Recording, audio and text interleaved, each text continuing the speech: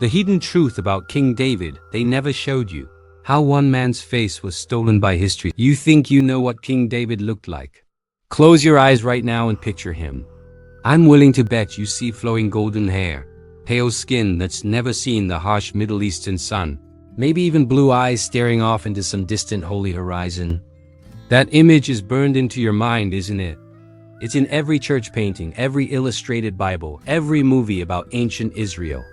But here's the truth that will shake everything you thought you knew. That man you're picturing never existed. The real King David, the shepherd boy who became the greatest king Israel ever knew, looked nothing like the paintings. Nothing like the statues. Nothing like what you've been taught your entire life. And the reason why his true face was erased from history is a story of power, colonialism, and one of the greatest thefts ever committed against an entire people's identity. This isn't just about correcting a historical error.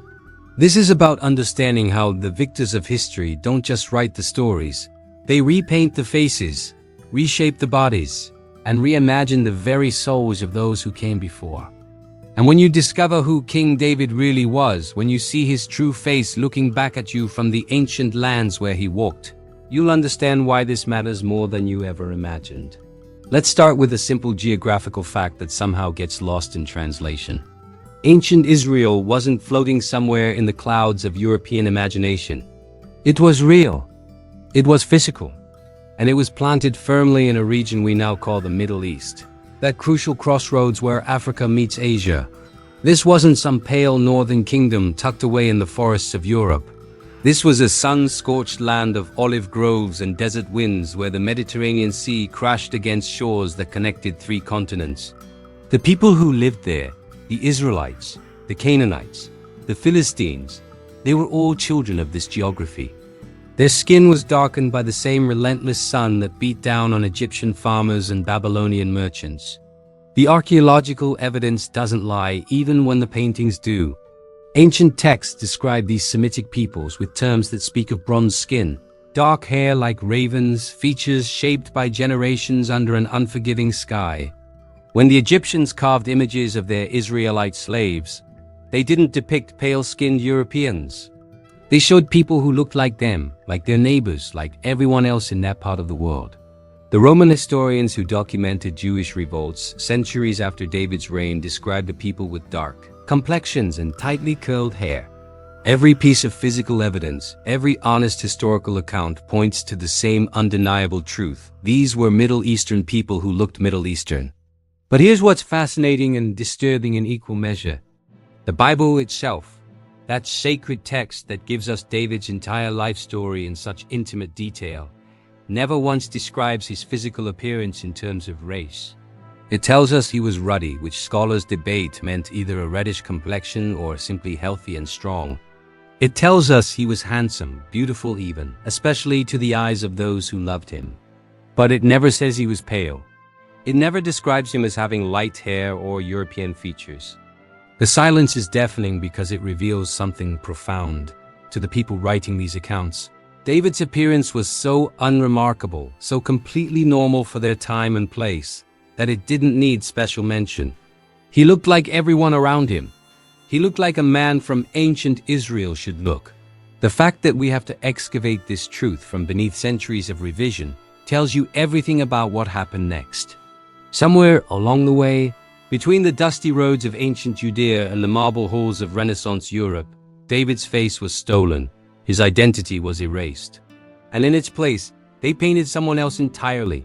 The transformation didn't happen overnight.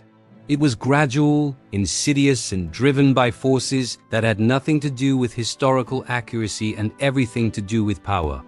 When Christianity spread into Europe, the stories of the Bible traveled with it. But as these sacred narratives moved further from their geographical origins, something strange began to happen. Artists started painting biblical figures to look like themselves and their patrons. In the Renaissance, when European art reached its golden age, painters like Michelangelo and Leonardo da Vinci created masterpieces that would define biblical imagery for centuries to come. David became an Italian youth with marble skin. Moses became a bearded European scholar. Jesus himself, that Jewish rabbi from Nazareth, was transformed into a figure with flowing brown hair and Caucasian features. These weren't just artistic choices. They were statements of power. By making biblical figures look European, these artists were claiming ownership of the narrative. They were saying, these stories belong to us now, these heroes are our ancestors, this history is ours to reshape. And it worked. Those paintings became the standard. They were copied, reproduced, spread across the world through colonialism and conquest. When European powers divided up Africa and Asia, they brought these images with them, hanging them in churches and schools, teaching colonized peoples that even their own spiritual ancestors had been European all along. The colonial era turbocharged this erasure in ways that still echo today. When European missionaries arrived in Africa, Asia, and the Americas, they didn't just bring religion. They brought these reimagined images of biblical figures as weapons of cultural domination. Imagine being a child in colonial Africa, sitting in a church built by foreign powers, looking up at a painting of King David with skin paler than snow. The message was clear and cruel. Even the heroes of your own spiritual tradition don't look like you. Even the people who came from lands closer to yours than to Europe have been claimed by your colonizers. This wasn't accidental. Colonial powers understood something fundamental about human psychology. We connect with people who look like us.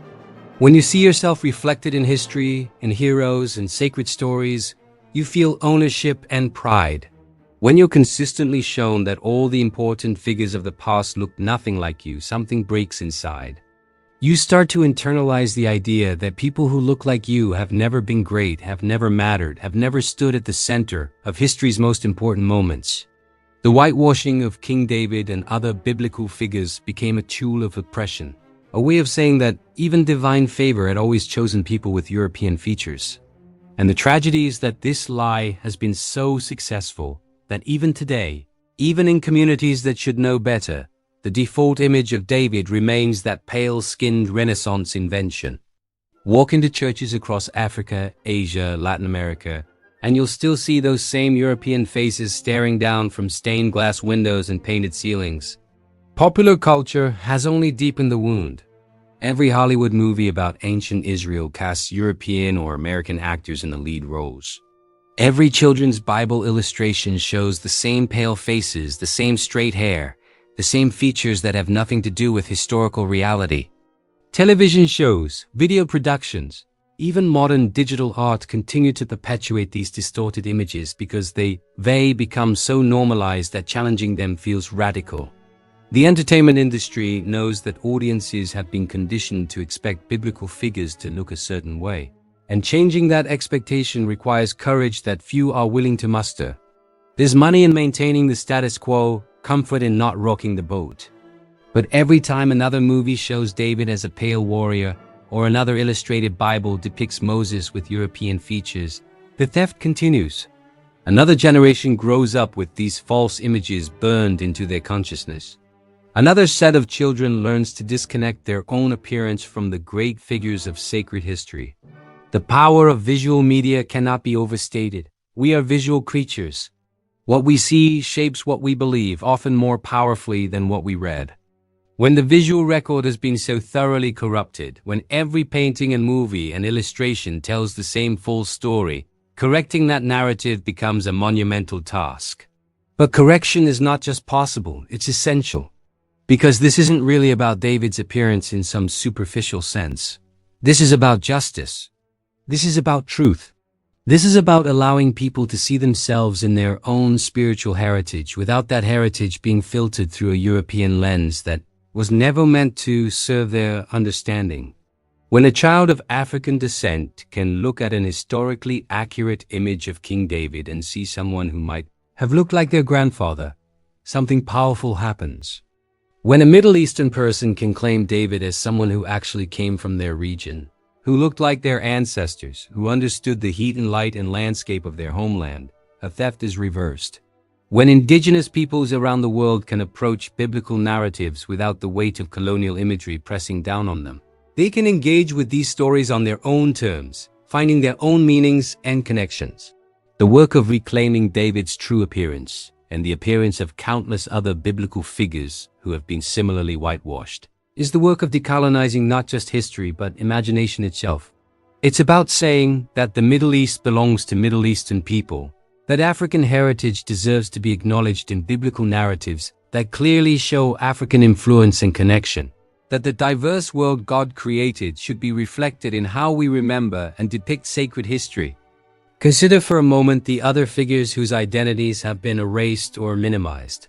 The Queen of Sheba, that powerful African monarch who came to test Solomon's wisdom, has been whitewashed in countless depictions despite clear evidence of her Ethiopian heritage. The Egyptian princess who adopted Moses, raising him in Pharaoh's household, is often portrayed as pale and European when she would have been unmistakably African. The Ethiopian eunuch, who was one of the first Gentile converts to Christianity in the book of Acts, his very name proclaiming his African origin, is often depicted ambiguously or ignored entirely in visual representations of early church history. These erasures aren't random. They follow a pattern of removing people of color from positions of power, wisdom, and spiritual significance in biblical narratives. And when King David's appearance was transformed from Middle Eastern reality to European fantasy, it was part of this larger project of making sacred history serve colonial purposes. The reclamation of these identities isn't about replacing one set of biases with another. It is about honoring historical truth and allowing the full diverse tapestry of biblical narrative to be seen clearly for the first time in centuries. When people truly understand who King David was, when they see him accurately for the first time, something shifts in their spiritual understanding. This isn't about diminishing David's significance or making his story less universal. If anything, knowing the truth makes his story more powerful, more relevant, more capable of speaking to people who have been excluded from these narratives for too long. David's journey from shepherd to king, his intimate relationship with God despite his profound flaws, his poetry, and passion and failures and redemption, none of that changes based on his appearance. But the meaning of that story deepens when we acknowledge that it comes from a specific place, a specific people, a specific historical and geographical context that has been deliberately obscured. A Middle Eastern David who faced down Goliath in the valley of Elah wasn't just brave. He was brave in the particular way that people from his region understood bravery. His psalms weren't written in some culturally neutral space but emerged from the soil and stone and sky of ancient Judea. His kingship wasn't modeled on European monarchy but on the complex leadership traditions of ancient Near Eastern peoples. The cultural heritage that gets reclaimed when we acknowledge David's true identity extends far beyond appearance. It touches everything from understanding ancient Israelite society to recognizing the connections between biblical peoples and contemporary communities in the Middle East and Africa. For Palestinian Christians and Muslims who still live in the lands where David walked, reclaiming his Middle Eastern identity is about acknowledging their legitimate connection to this heritage. For African communities who see clear links between ancient Israelite practices and their own traditions, knowing that biblical figures would have looked more like them than like Europeans validates their spiritual ancestry. For anyone who has felt alienated from biblical narratives because of how thoroughly those narratives have been Europeanized, seeing David's true face is a homecoming of sorts. It has permission to engage with these stories without constantly translating them through a cultural lens that was imposed by colonial powers. The spiritual significance cannot be overstated. When people see themselves reflected in sacred history, their connection to faith deepens. When they're constantly shown that they're absent from that history, that everyone who mattered looked nothing like them, faith becomes something external, something borrowed, something that will never truly belong to them. The tapestry of God's chosen people, when seen accurately, is so much richer and more complex than the whitewashed version allows. Ancient Israel wasn't isolated. It was constantly interacting with Egypt to the south, Mesopotamia to the east, Arabia to the southeast, the Mediterranean world to the west and north. These interactions meant marriages, migrations, trade, cultural exchange, and yes, mixing of bloodlines. The idea that ancient Israelites somehow remained phenotypically separate from all their neighbors is historically absurd. We know that Moses married an Ethiopian woman and that his siblings faced backlash for this, suggesting both that such marriages happened and that they were notable but not unthinkable. We know that Ruth, the Moabite woman, who became the great-grandmother of King David himself, was an outsider who was integrated into Israelite society. We know that Solomon's kingdom had extensive trade relationships with African kingdoms and that his court included people from across the known world. The biblical narrative itself, when read honestly, reveals a much more diverse ancient Israel than traditional European depictions suggest. And King David stands at the center of this complexity, a man whose ancestry already included Moabite heritage through Ruth, whose kingdom would span diverse territories, whose descendants would include people of various backgrounds. To claim him for European identity is to impoverish his story, and to deny the beautiful complexity of what God has chosen people actually looked like. Beyond reclaiming historical accuracy, there's a profound spiritual lesson in all of this. The very fact that we have to excavate the truth about David's appearance from beneath layers of cultural distortion teaches us something vital about faith and interpretation. It forces us to ask, what else have we gotten wrong? What other assumptions have we made based on culturally biased translations, interpretations, and visual representations? When we challenge our preconceptions about something as seemingly obvious as what David looked like, we open ourselves to questioning other assumptions that might be equally unfounded. Maybe our understanding of leadership needs to be freed from European monarchical models. Maybe our interpretation of certain laws and customs has been filtered through cultural lenses that miss important context. Maybe the very way we conceptualize God's relationship with humanity has been shaped more by Greek philosophy and European theology than by the original Hebrew context in which these stories emerged. Questioning the image of David becomes a gateway to a more humble, more historically informed, more culturally sensitive engagement with sacred texts. It's an invitation to approach the Bible not as a European document that happened to be set in the Middle East, but as a Middle Eastern document that has been adopted and adapted by cultures around the world. The call to embrace complexity extends beyond biblical interpretation into every area of life where historical narratives have been shaped by power rather than truth. Once you see how thoroughly David's identity was rewritten, you start noticing similar patterns everywhere. Ancient Egyptians depicted with European features despite clear evidence of their African heritage. Classical Greek and Roman figures whitewashed despite the Mediterranean's ethnic diversity. Indigenous histories erased or minimized in favor of colonizer narratives. The same forces that transformed a Middle Eastern shepherd king into a European ideal have been at work across all of human history, reshaping the past to serve the interests of those with the power to control the narrative. Challenging these distortions isn't about being divisive or political. It's about honoring truth. It's about recognizing that accurate history serves everyone better than comfortable lies. When we insist on seeing King David as he actually was, we're not taking anything away from European Christians or anyone else who has found meaning in biblical narratives. We're adding depth and context. We're restoring dignity to communities whose connection to these stories has been denied. We're practicing the kind of honest engagement with the past that makes real understanding possible. The enduring legacy of King David transcends any single physical appearance, and that's precisely why getting his appearance right matters so much. His universal lessons about leadership persist whether he had dark skin or light, curly hair or straight, Middle Eastern features or European ones. His profound relationship with God, his capacity for both great faith and terrible sin, his poetry that has comforted millions across millennia, his role in the lineage that would lead to Jesus according to Christian tradition, none of this depends on what he looked like. But the power of his story is amplified, not diminished, when we acknowledge the full truth of who he was. A Middle Eastern king who understood the complexities of his region, who navigated relationships with African kingdoms to the south and Mesopotamian powers to the east, who built a nation in a specific place with specific challenges, speaks to us with greater authority when we stop pretending he came from somewhere else. His humanity becomes more accessible when we see him clearly, not filtered through centuries of artistic revision designed to make him acceptable to European sensibilities. His failures feel more real. His triumphs feel more earned. His relationship with God feels more intimate and challenging. For those who have been taught all their lives to picture David with pale skin and European features, Learning the truth can feel disorienting at first. There might be resistance, a sense that something precious is being taken away. But what's actually happening is the opposite. What's being restored is something precious that was taken away from millions of people over centuries.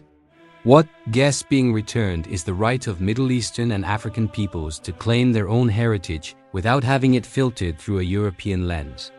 What's being offered is a chance for everyone to engage with biblical narratives more honestly, more deeply, more authentically than the whitewashed versions ever allowed. The initial discomfort of adjusting our mental images is a small price to pay for historical truth and for the healing that comes when long-standing injustices are finally acknowledged and corrected. And for those who find that their faith is somehow threatened by learning that David didn't look European, that's an invitation to examine what the foundation of that faith actually is. If knowing that biblical figures came from the Middle East and looked Middle Eastern somehow undermines your spiritual life, then perhaps that spiritual life was built on cultural identity rather than genuine faith. True faith doesn't need historical figures to look like us. It needs them to be real, to be honestly portrayed, to be understood in their full human context. The ultimate truth is this: King David was a real man who lived in a real place at a real time. He herded sheep in the hills of Judea under the Middle Eastern sun. He fought battles in the landscape of ancient Israel. He ruled from Jerusalem, that city that has always been a crossroads of cultures and peoples. He was shaped by his environment, by his ancestry, by the specific historical moment in which he lived. And he looked the way people from that place and time looked, with the features and skin tone and hair texture common to Middle Eastern Semitic peoples. The paintings lied. The movies lied. The illustrated Bibles lied. They lied for reasons that had everything to do with power and nothing to do with truth. But the lie is not permanent. The truth has always been there, waiting in archaeological evidence and honest historical analysis in the biblical text itself when read without cultural blinders. King David's true face is being reclaimed slowly but surely by scholars and artists and communities who refuse to accept the whitewashed version anymore. And as that true face emerges from centuries of distortion, it reminds us that history belongs to everyone, that truth matters more than comfort, and that the God who chose a shepherd boy from ancient Israel to be king doesn't need us to repaint that boy's face to make his story meaningful. The story was always meaningful, the man was always remarkable, and the legacy of King David, when freed from the chains of colonial revision, shines brighter than any Renaissance painting ever captured. His true face, bronze and beautiful and undeniably Middle Eastern, is finally being remembered. And in that remembering, millions who were told they had no place in sacred history are discovering that they were there all along. Written into the story from the very beginning, never absent but only hidden by those who wanted to claim all of history's glory for themselves. The screen of King David is being wiped clean, and what's being revealed is more beautiful, more complex, and more truthful than the lie ever was.